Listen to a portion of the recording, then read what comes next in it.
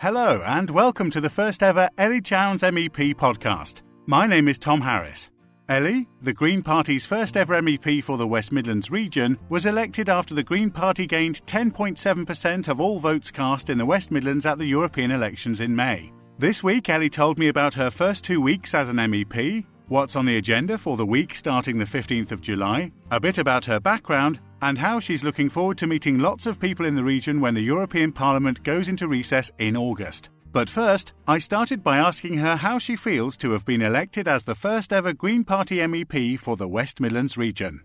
I feel super excited and absolutely delighted, actually. I'm really honoured, it's amazing to be the first to do anything. So first Green MEP in the West Midlands is brilliant.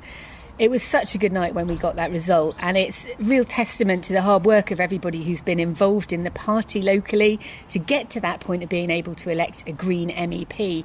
And there's such a sense of kind of possibility and excitement around that. We've now got 7 Green MEPs from the UK. We're part of a much bigger group in the European Parliament, 75 MEPs.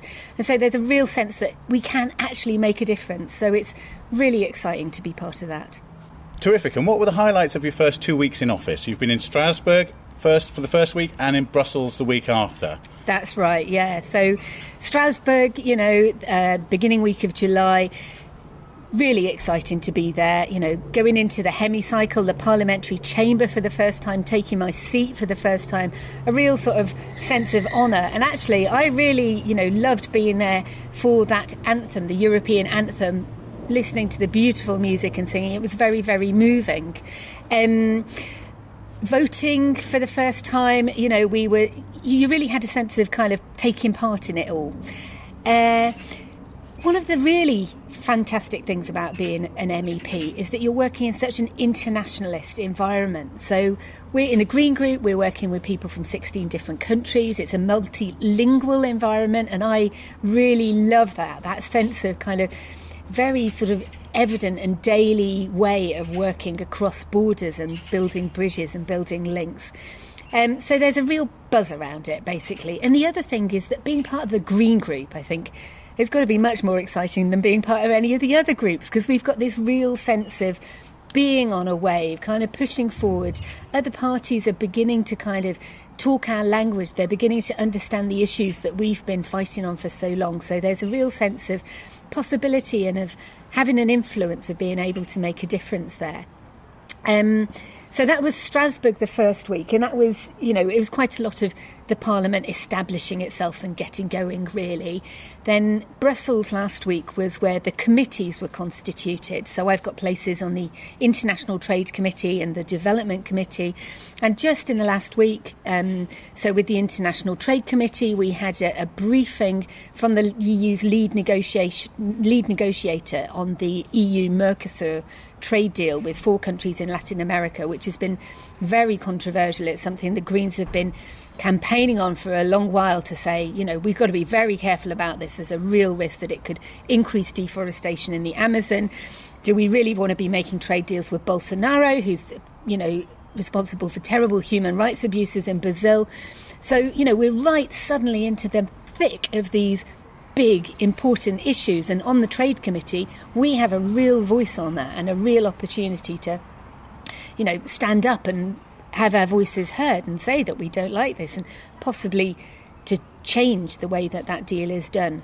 On the Development Committee, I put in a proposal for a new funding programme to help increase the use of universal social assistance to tackle global poverty. So again, just in my first week on these 2 committees, I feel I've just been really getting into the nitty-gritty. Can you explain universal social assistance? So cash transfers. So that's, giving cash to the very poorest people.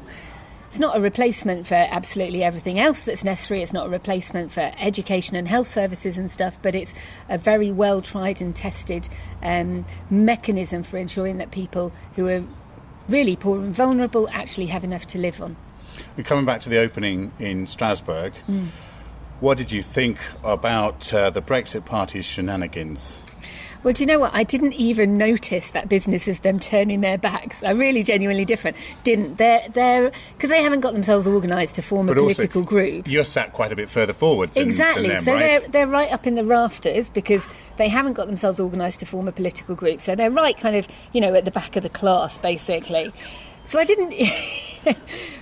I wasn't paying attention to them. It was only when people were tweeting about it afterwards I noticed, flip neck. Anne Widdecombe's speech, absolutely terrible, appalling things that she was saying. And of course, the Lib Dem, Martin Hallwood, then stood up after her and made a speech, with a very different message. And that was great. Of course, whether that gets picked up by the media is another question, right? But I'm certainly going to be there with my speech ready just in case I get my own chance to stand up and make my voice heard in the plenary. Fantastic. And you actually recorded a message to the French and German-speaking members of the European Union. I did, where you demonstrated your very impressive, if I may say, modern language skills. Well, it's funny, actually. This week in the Parliament, various people have been coming up to me and saying, that was so great that you did those messages in French and German. That was really appreciated. We didn't know that you spoke these languages. I mean, actually, I have to admit my German really isn't great. My French is all right, though, and I'm taking every opportunity to use it in the Parliament. And in fact, this week I was invited to go and speak to I think it's the National French Greens Summer Gathering in August in Toulouse. So I've been asked to go and explain Brexit to them in French. Fantastic. So that's going to be fun, yeah. Smashing. Before we talk about what you're going to be doing in Brussels next week, just for people who aren't so familiar with your background, could you explain a little bit about where you come from and why for you the International Trade and the Development Committees are really your bag?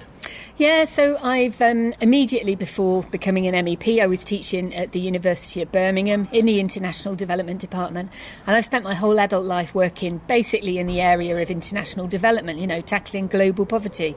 So those two committees really make sense for me to be on. With the UK Greens, we've got what's called a delegation. We've got a group of 7 Green MEPs. So we thought really carefully about kind of dividing up the portfolios between us so that we've got people covering as many different committees as possible. So we've got people on the Environment Committee, the Transport Committee, the Women's Rights Committee, all of these other committees.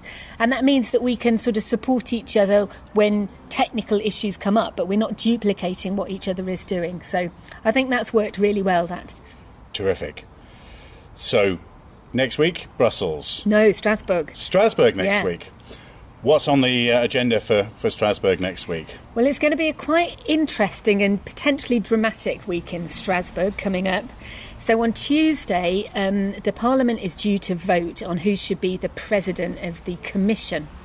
And there's quite a lot of detailed background here, but basically the 3 main parties of the right, the left and the centre have cooked up a deal. The leaders of the EU 27, the countries that are committed to remaining in the EU, those leaders cooked up in the council this agreement on who should get the top jobs in Europe.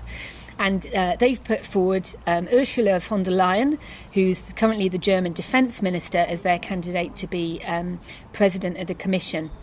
Now, there's quite a lot of disquiet about this, certainly in the Green Group, but also in other political groups, because essentially the Parliament's own process for identifying who should lead the Commission has been sidelined. This kind of lead candidate process, Spitzenkandidat process that took place during the European elections has been ignored, and Ms von der Leyen has been brought forward as basically a kind of compromise candidate, perhaps lowest common denominator candidate.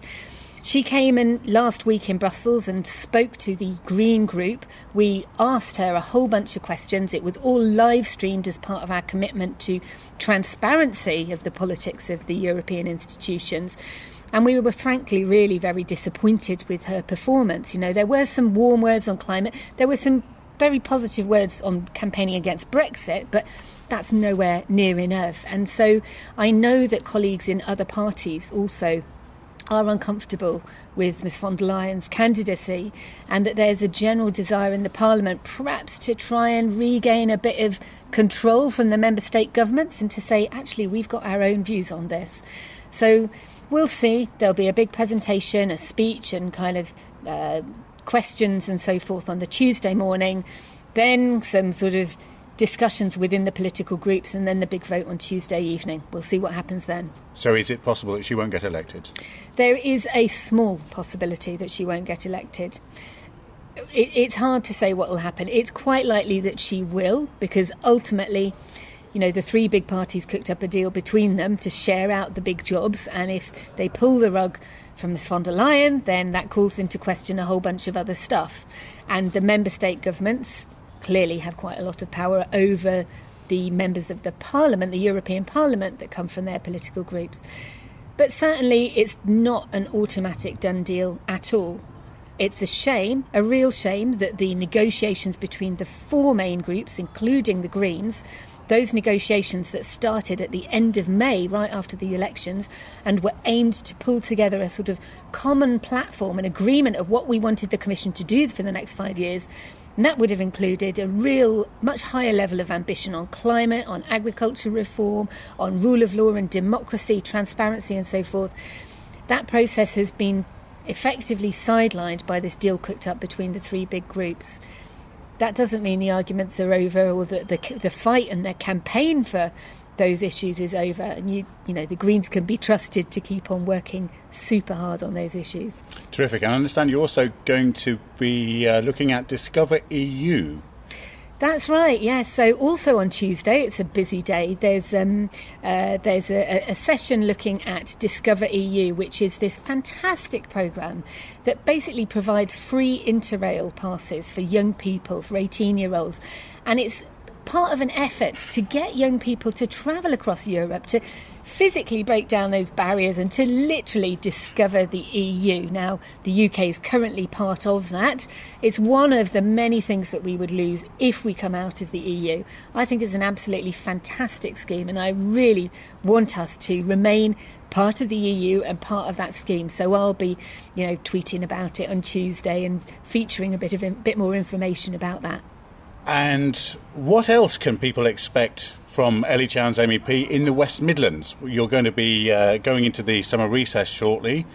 You're going to be out and about in the West Midlands, I understand. That's right, yeah. I'm not going to have very much of a summer holiday this year, to be honest, because as things stand, if we've only got until the end of October, then I want to make the most of every single minute that I've got as an MEP in order to get that message out to the region and in order to listen to people. That's my job as a representative. So I'm going to be kind of going on a bit of a tour of the region in the summer, going to all the fantastic events that are going on, all of the fantastic places that we have in the region, the tourist attractions and all of them, just people's streets, people's, fairs and festivals and so forth, just trying to talk to as many people as possible to kind of bring the EU to the West Midlands and explain what it is that I'm doing as an MEP, explain why the Parliament is so important, counter some of the misinformation and the misunderstandings that people have. There have been all sorts of very simplistic sound bites kind of floating around that are totally untrue, actually. So those really need to be counted. And I'm really looking forward to getting out and talking to people, as many people as possible, directly. Fantastic. Ellie, thank you very, very much. Thanks, Tom. That's all for this week, but we'll be back with more updates from Ellie very soon. In the meantime, you can follow Ellie on Facebook and Twitter by searching for @EllieChownsMEP or visit her website at elliechownsmep.org.uk.